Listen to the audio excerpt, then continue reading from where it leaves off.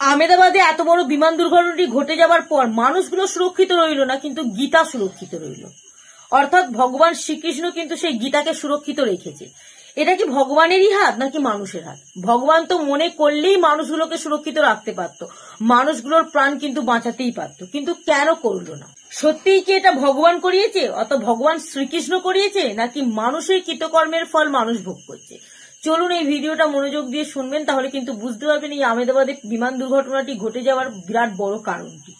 ধরুন আমাদের সাথে যদি কোনো কিছু ভালো হয়, অর্থাৎ আমাদের জীবনে যদি কোনো সফলতা অর্জন করতে পারি আমরা কি বলি না, এটা ভগবান আমাদেরকে করিয়েছে। আবার যদি কিছু খারাপ হয় আমরা সেটা কিন্তু ভগবানের নামেই দোষ দিয়ে বলি, ভগবান এটা করিয়েছে বলি এটা হয়েছে, যদি না করতো তাহলে হতো না। কিন্তু এটা মানুষ বোঝে না যে মানুষের কৃতকর্মের ফল মানুষ ভোগ করছে। ধরুন একটি মাঠে আপনি প্রতিনিয়ত বজ্র পদার্থ ফেলছেন, সেই বজ্র পদার্থগুলো পড়ার ফলে সেই জায়গাটা দূষিত হচ্ছে, ফলে আমাদের ক্ষতি হচ্ছে।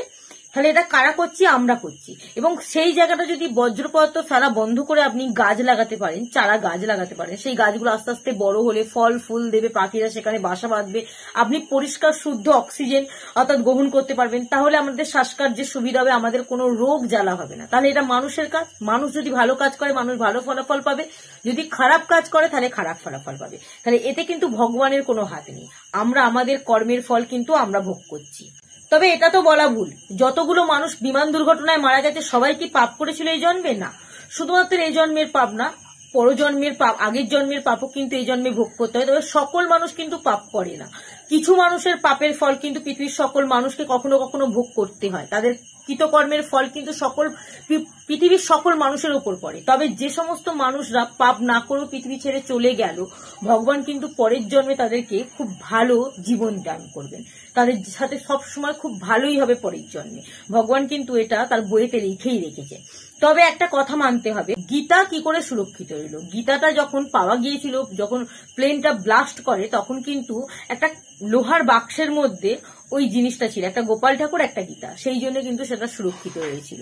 তো সবটাই কিন্তু ভগবানের হাত নয়, মানুষের কৃতকর্মের ফল কিন্তু মানুষকে কখনো কখনো ভোগ করতে হয়। আর একটা জিনিস ভালো করে লক্ষ্য করুন, যে কোম্পানির বিমানটা এখানে উড়েছিল সেই দিন যেটাই দুর্ঘটনাটি ঘটেছিল, সেই কোম্পানির জিনিসগুলো কিন্তু লো কোয়ালিটির।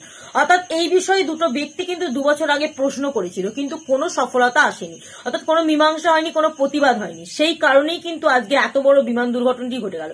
সেই দিন যদি এই ঘটনাটি নিয়ে ভালো করে বিচার করা হতো, তাহলে কিন্তু এই জিনিসটা তারা করতে পারতো না এবং এত বড় বিমান দুর্ঘটনা ঘটতো না, এতগুলো মানুষের জীবন যেত না। অর্থাৎ মানুষের কৃতকর্মের ফল মানুষ ভোগ করতে, এতে ভগবানের কোনো হাত নেই। তো আপনাদের কি মতামত অবশ্যই কমেন্টে জানাবেন।